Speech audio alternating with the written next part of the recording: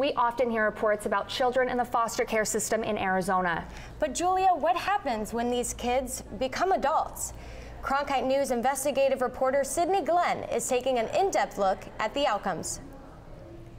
According to the Arizona Department of Child Safety, as of April, more than 500 young adults has chosen to stay in the foster care system through its independent living program, where they can remain until they're 21.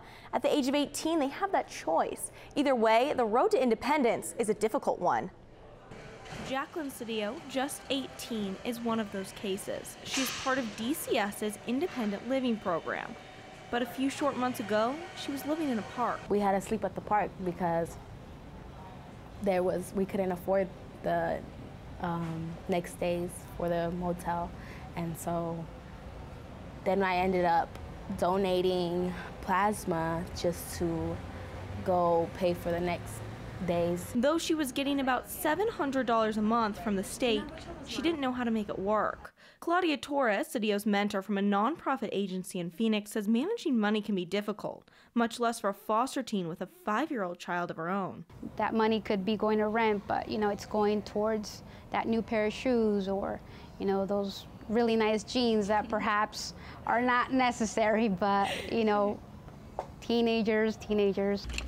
People in this program are required to meet with their DCS case manager like Pamela Harris every month, where hopefully they're learning how to lead a successful life. So we really have to help them understand money doesn't grow on trees, this is what you get.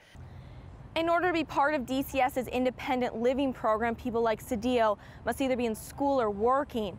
But foster care children have greater risks as they reach adulthood. As of April, 345 foster youth decide to exit the system and fend for themselves.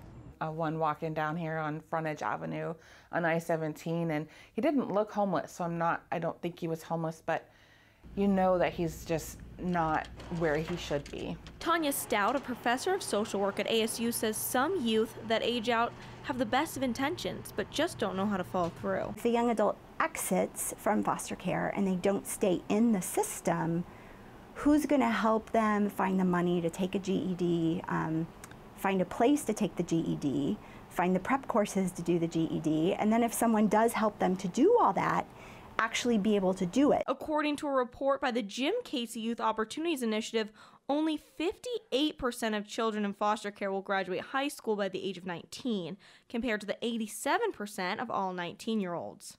I didn't complete high school. I think the last grade I completed was 10. Pete HERSHBERGER is part of the Foster Ed initiative to help better the education outcomes of foster youth in Arizona. Unfortunately, not much is working for foster children in Arizona. These children fall through the cracks. They are the unwanted children in our educational system, and their outcomes are very poor. But for Cedillo, she hopes to be a nurse one day and is working towards her GED. I think about, do I want to be on the street? Or do I want a place to stay? So working in school is one of the most important things in my life right now. Little is known about what happens when teens leave the system for good. Arizona, like many states, relies on a national database for information with only about a 50% response rate. From that, we do know they are at greater risk for things like incarceration, homelessness, substance abuse, and unemployment. In 2016, DCS does plan to spend $3.5 million on the independent living program.